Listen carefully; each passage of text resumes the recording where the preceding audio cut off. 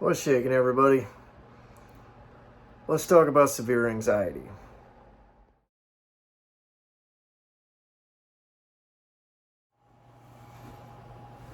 I want to talk about severe anxiety today.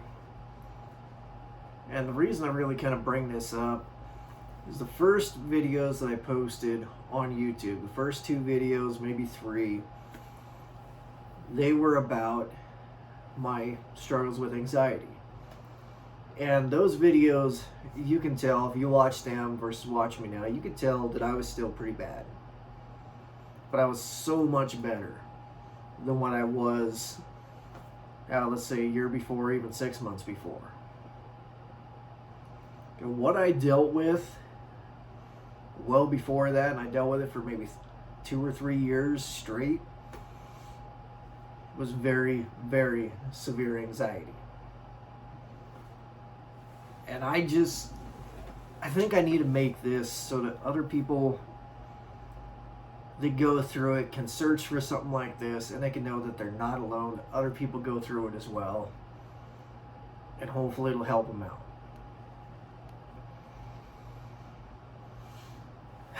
And I also think that we should take a trip back down memory lane too, because anxiety problems don't just start.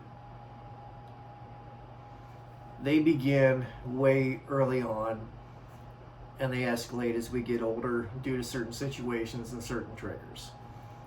So I think we'll talk a little bit about that too, at least in my own life. But I'll tell you kind of my story of how everything really went from unknown anxiety problems to really, really, really bad. When I was a little kid, I was an only child. Now, as I make this video, I got 2 wonderful brothers and I got a wonderful little sister who's graduating high school this year.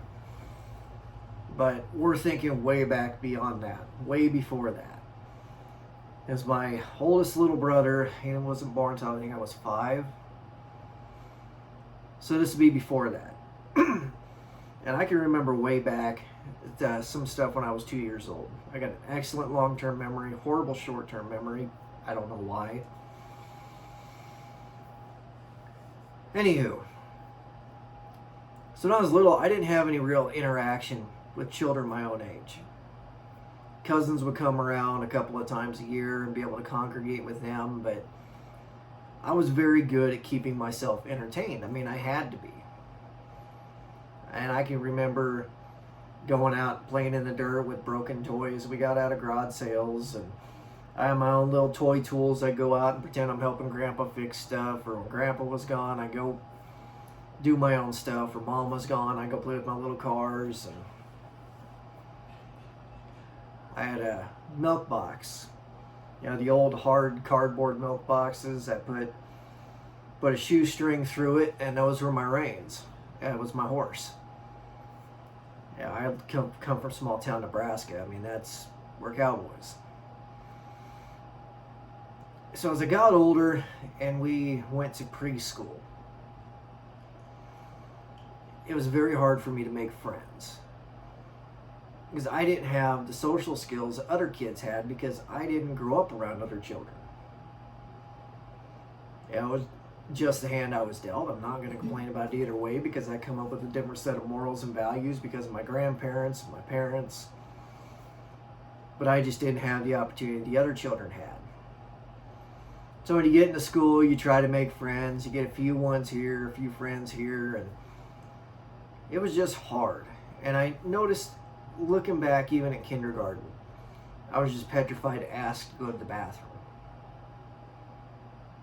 And it was silly because you had to ask so you could get a little deal, and you'd flip it around. It was a little stop and go sign. You'd flip it around and you would go use the bathroom, come back, flip it back, and that's how you did it. And I kind of taught children you can't just get up and go when you want to. You ask for permission so they know where you're at.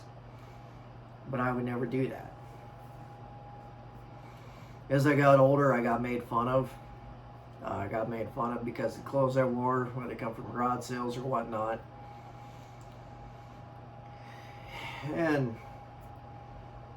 it just all that stuff just kind of created a complex. And it really started as social anxiety, and then started as, went from social anxiety to, self-confidence issues, I guess you could say. And we went social anxiety to self-confidence issues to trying to really dig yourself out of that hole, and it never really worked. So you just learn to cope with it. And as I got towards a senior in high school, I finally come into my own. I was a little more confident. I had the whole world at my fingertips. Went to college. And then I got so scared that I was going to fail, that I was going to let people down. And I did very well in school. But I was just scared that I was going to screw something up. And looking back through all this, you never knew what any of this was. You thought it was just a normal feeling that everybody had. And maybe you were a little bit off, but then maybe you felt maybe you weren't good enough. I got out of school, went and worked at the body shop. And there was one guy in particular there that made my life pretty miserable. And after a couple of years there, work got slow, got laid off. And everything, it was just a mix of emotions. I didn't really know how to process it or explain it. I know depression really set in working at the body shop because of how I was treated by this gentleman. And after I got laid off, work was slow, that's fine. Nobody around there would hire me. It was a slow time of year, it was a bad time of year. And I'm not just talking body shops, I'm talking everything. And it was just crushing. I felt like such a failure. Like, you know, how can you do this? You worked your tail off and you got nothing to show for it. And, you know, what is wrong with you? What is so wrong with you that nobody wants to give you a chance? Well, then Mike and Teresa hired me to be a meat cutter. And this is where everything starts to look up. They treat me good. They build up some of my confidence. Everything is going good. And then Dukeman's come into the picture. And when Dukeman's came in, when Mike and Teresa floated them, they were bad. They were bad people. I mean, I've been all around the country. I've seen all kinds of different people, different walks of life. And I've never met a group of evil or people in my life. But they put the pressure of this place on my shoulders. And I probably didn't have to shoulder it as much as I did, but I take so much pride in everything that I do. And I'm such a perfectionist that I always want to be the best. I don't just want to be a number. I don't just want to go to collect a paycheck. I want to be the guy. And I was the guy. But I put in so many hours, I didn't hardly eat. And it was just one day, I go in there and I start feeling a little funny. I don't think too much of it. I go home, I come back the next day, and that same feeling that I had, and it was a feeling of adrenaline shooting through your chest. It's kind of a fight or flight feeling. Well, I felt that, but it didn't go away. And I started feeling terrible. My motor functions with my fingers and my hands and my feet and everything weren't working right. My eyes couldn't focus. And I finally went to the doctor. And when I got to the doctor, they put me up on the EKG and my heart was just racing. I thought I was going to die. And the doctor lady come in and she said, well, I think you're having a panic attack. Well, it didn't make any sense to me. And that's what I told her. I said, I can't be having a panic attack because I'm not scared. And she had to explain to me that that's not what a panic attack was. It's something that happens. It's not something that happens because you're scared. It's not the feeling of fear. It's a totally different thing. And as time went on, the next couple of days and the next week or so, I tried to go back to normal and it just wasn't working. And no matter what, everything got worse and worse and worse. I couldn't sleep. Every time that I was about ready to fall asleep and that feeling come over me, my body would go into a panic. I don't know why. I don't have an explanation for why it happened. But I would literally have to sit up in bed and try to calm myself down. And I might have got 1 or 2 hours of sleep a night. And everything on top of that just kept getting worse. The anxiety problems throughout the day were getting worse. At night they were getting really, really bad. And then everything else started to come into play. I developed agoraphobia, which in layman's terms is the fear of leaving your safe space. I couldn't drive. I could walk past the property line. It was awful. It was awful. I felt crazy. I couldn't believe what was going on. I would shout to myself every night as I cried and say, why is this happening to me? What did I do to deserve this?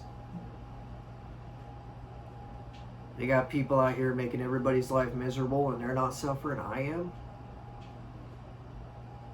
They got people all over the world doing evil things and they're walking around like nothing's wrong. And I got to go through this when I don't do anything to anybody. I hated it. I was stuck in that weird place between not wanting to die and being scared to die because of a heart attack, a stroke, or anything like that, to also being unafraid of not waking up in the morning. It's a strange, strange feeling.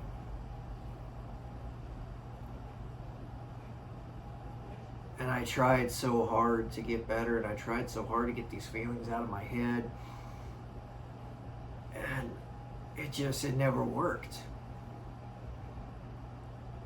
I would panic every day over everything, and I had to stop watching drama shows because of the anxiety it would cause me.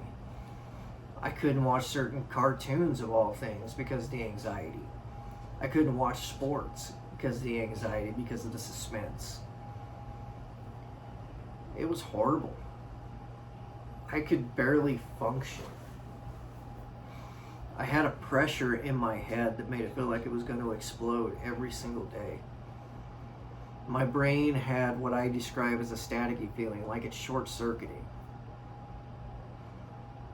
My motor functions were not great. The hands and fingers and whatever kind of do what they want to do. I had constant body tremors and shakes. And there was nothing I could do about it.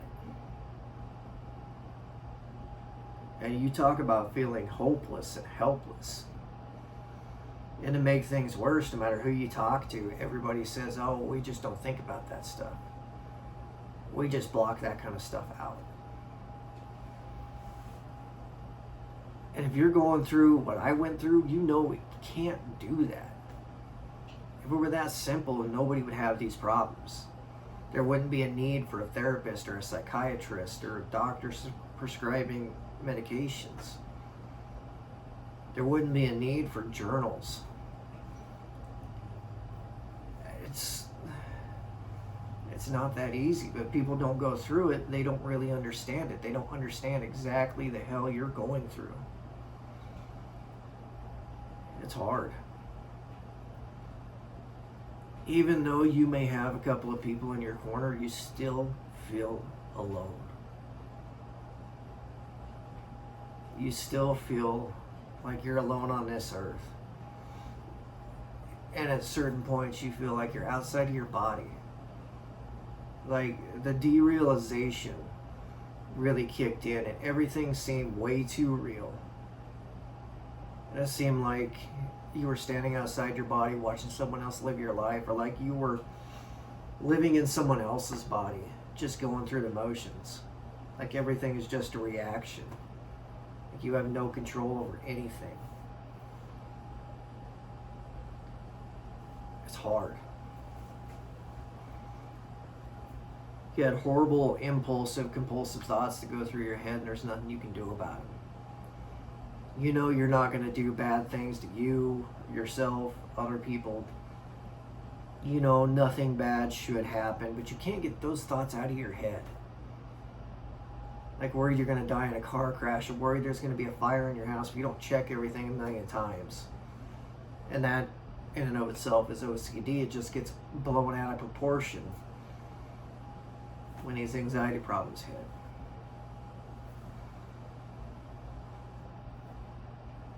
I tried everything I could do to fix it, to make it work. I developed such a strong caffeine sensitivity. I had to cut out every little stimulant in my life. I lived a shell of an existence.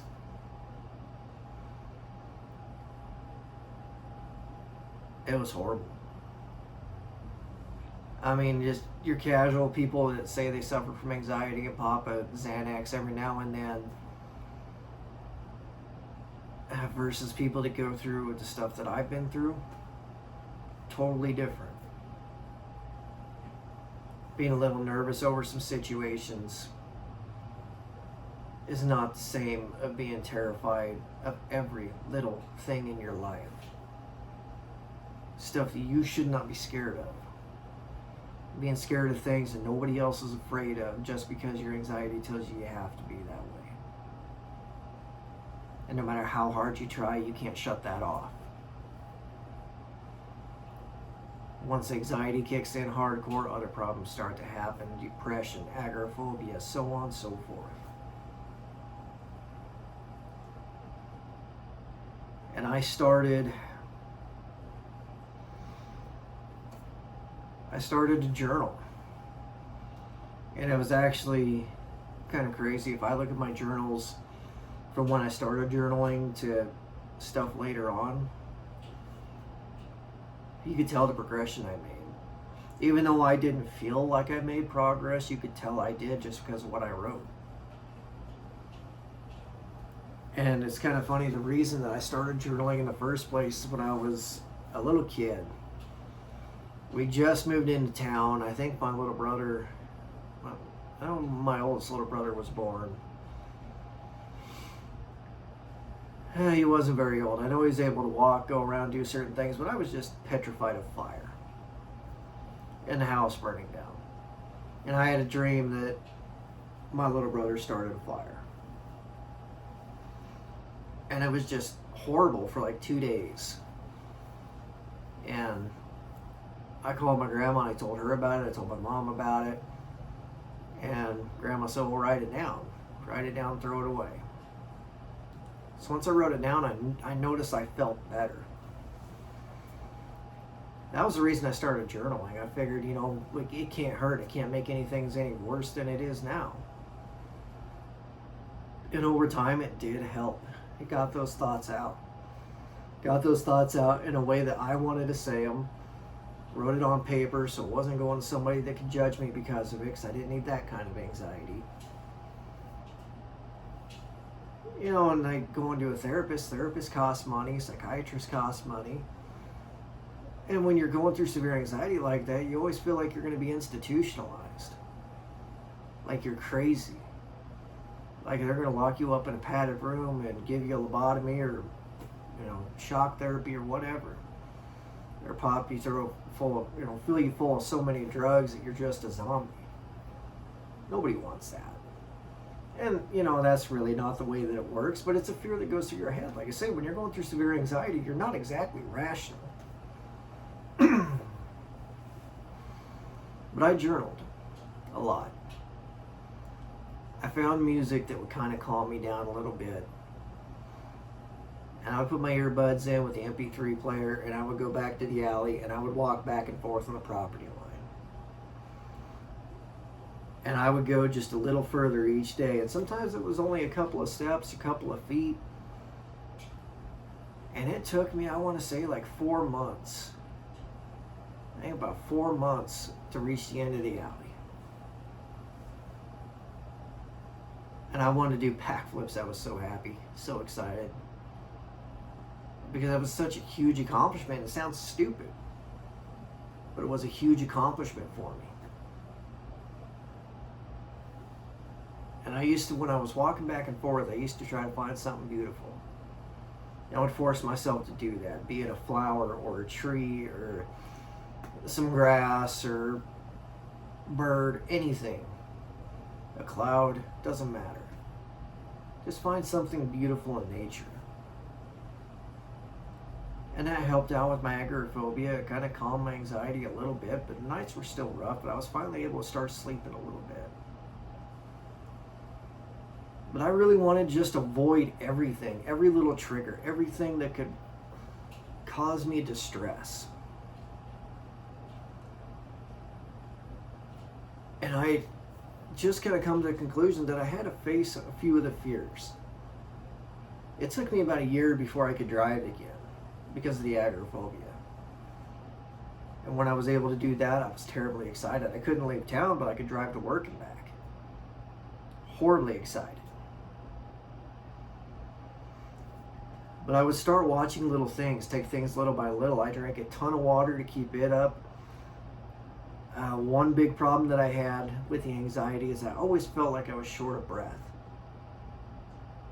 Always felt like I was just suffocating. It's hard to explain because my breathing wasn't rapid. I learned early on to kind of control my breathing a little bit, but my breathing wasn't rapid, but I felt like I was short of breath. Like I wasn't getting enough oxygen. And it's just a little bit of a complex, but I got to where I would take that deep breath in, I would hold it for about 10 seconds and put it out, and I'd feel better.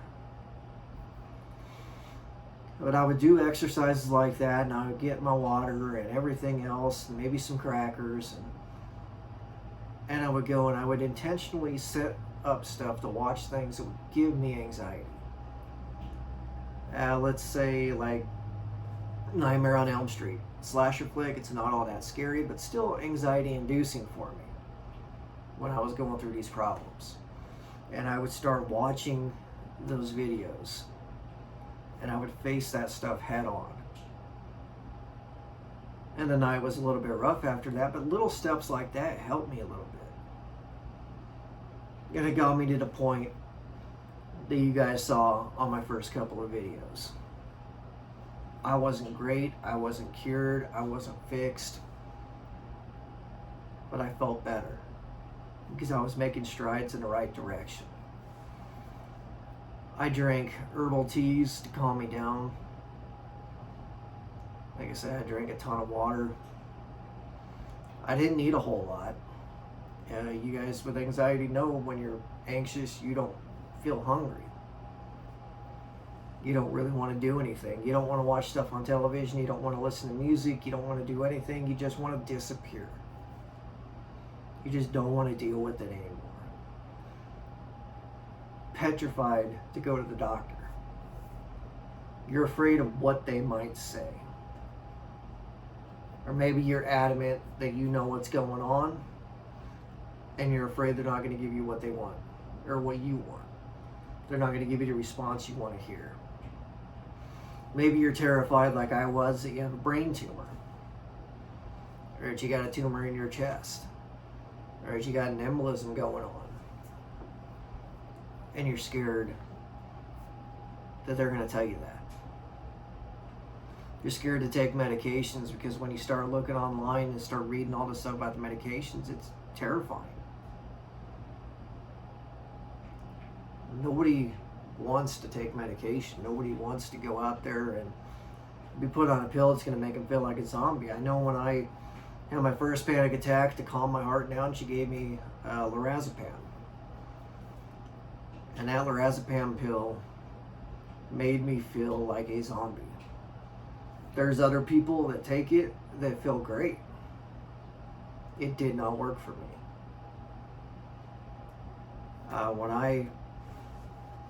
It would have been years down the road when I went off to school to drive a truck, which I'm no longer doing, by the way, if you haven't seen my other videos. Did it for about 7 years though. When I went to school for that, they put me on Paroxetine, the knockoff of Paxil, generic version of Paxil. Started me off on a low dose for about a week and then moved me up to 30 milligrams. And the first couple of weeks were pretty rough. A lot of nightmares, things weren't great. Daytime was better, but nighttime was still pretty rough.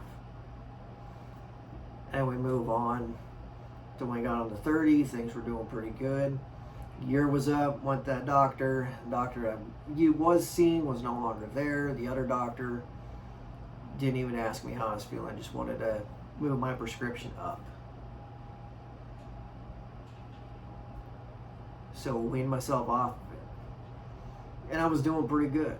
I was actually doing really good. And it was kind of impressive to me that, and with all the work I did beforehand, where I was journaling, going for my walks, creating positive fantasy worlds in my head, and doing everything I could to make myself better. Taking every step I could to make things work out better for myself. I was doing all of that, and I needed just a little extra help. When I started taking those pills, things got better. That pressure in my head went away. The horrible thoughts and feelings went away. The anxiety got better. Depression got better. I want to wean myself off of it after I learned some coping mechanisms and everything else, learning when you're semi-calm how to keep these feelings away because you know what it feels like when it's coming on. And when you got the medication help you, you're able to learn to kind of cope with that. And when I got off of that, when I weaned myself off, it wasn't bad at all. But the nature of driving a truck, it's a very stressful life. It's not a very rewarding life. Or I shouldn't say that, it's a pretty thankless life. And it just got to the point with the anxiety, the stress mainly, and the depression and everything else with it. Got on to Paroxetine again. Started with 10, did that for a year, and then went up to 20. And that's where I'm at now, and it's working pretty good. But it was just a lot of turmoil. Different things when I was going through severe anxiety really set me off. And you just really wanted everything to work out. And when something wouldn't work out, you had breakdowns. I broke down every night. I know there's times where the internet wasn't working like I wanted to, and I was anxious, and I wanted just listen to something or watch something to calm myself down that wouldn't work. I remember busting a brand new keyboard on the floor in a million little pieces. I broke my share of PlayStation controllers. I've destroyed stuff just to get it out. Never been violent towards people. But it was just a deal where keeping it in just wasn't working at that point in time.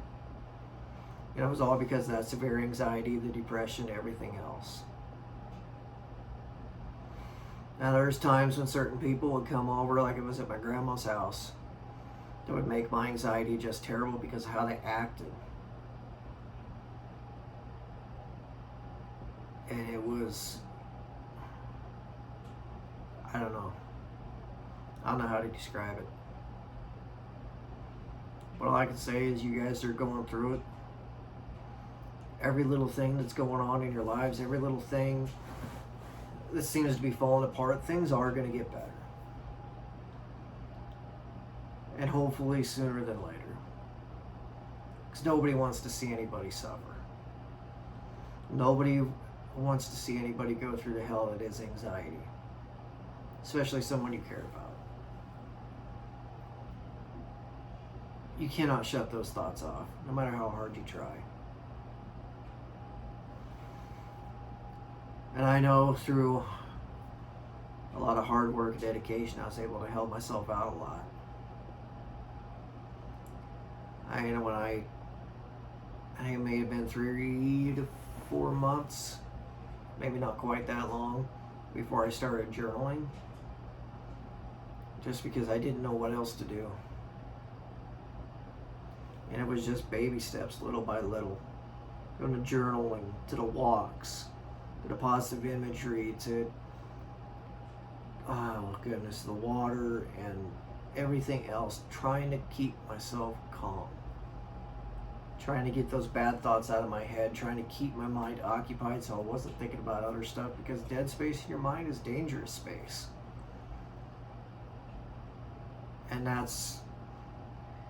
And even now, when I go to bed, I still find myself trying to think of something. So it isn't just silent in my mind. Because I don't want bad thoughts to come into it. I always try to think of a fantasy scenario where things are working out good, be it of the future or something that's hypothetical that's never going to happen, just something positive. I went through hell. I busted my tail. I did everything I could to try to make things better, and I ended up making big strides little by little. Small baby steps all the way through. And in the end, I still needed help. But I was happy with the help I had. It worked out. As terrifying as it was to go to the doctor, and I was in my mid-20s then. And I actually had to have my mother drive me to the doctor and sit in there with me. And I wrote out every one of my symptoms and everything else. And I figure I'm not leaving anything to the imagination. If I got anything wrong with me, I want her to tell me about it. And that doctor lady, she read through every little thing. And she reassured me on a lot of stuff. I didn't have the money to go to a therapist or psychiatrist or anything like that. I mean, I think I probably would have been in a lot better spot if I could have been to one of those, but it didn't work. It didn't happen.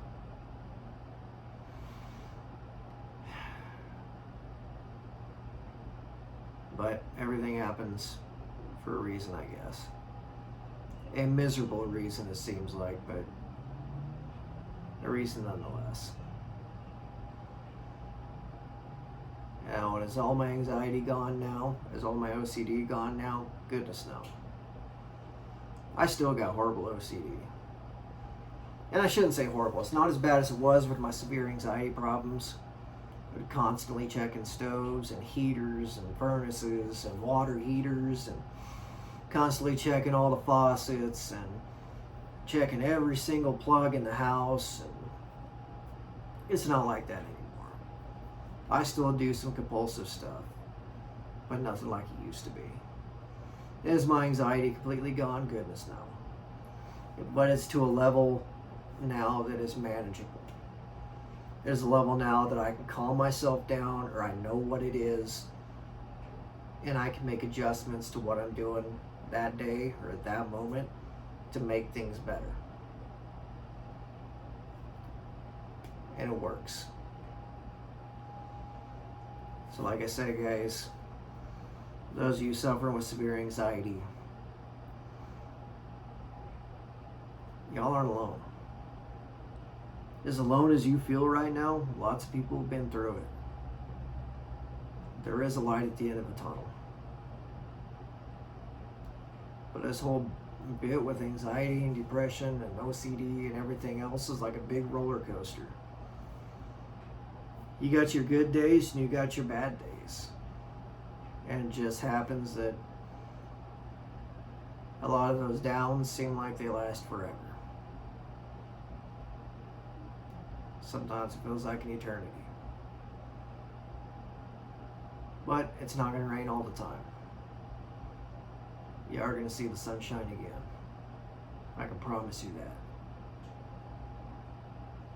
I wasn't any stronger than anybody else.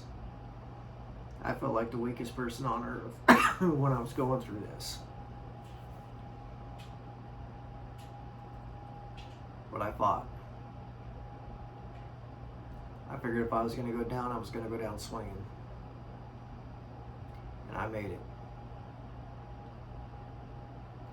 I was able to dig myself out of that hole, able to make things work out a little better. I was able to get married, and so on, so forth. I was able to live a pretty good life after the fact, which is good. It is good. Yeah, I know, like in my case, you don't have a lot of people that are in your corner that know what's going on. They're able to support it through the outbursts, the breakdowns, and the panic, and everything else. And if you don't have that person, it does make it tougher. But it's not the end of the world. Things do get better. And once you start getting better, you know how rough you were, and you know how rough you're being in that moment. You're just looking for something, anything, to help you, to take it away. And it doesn't always work like that, unfortunately. But things do get better. Things do get better. But at any rate, guys, I think I'm going to cut this off here. I hope you enjoyed the story. I hope you enjoyed the video. And I really, really hope that if any of you guys are going through this, things do get better for you. But as always, guys, I thank you all for watching.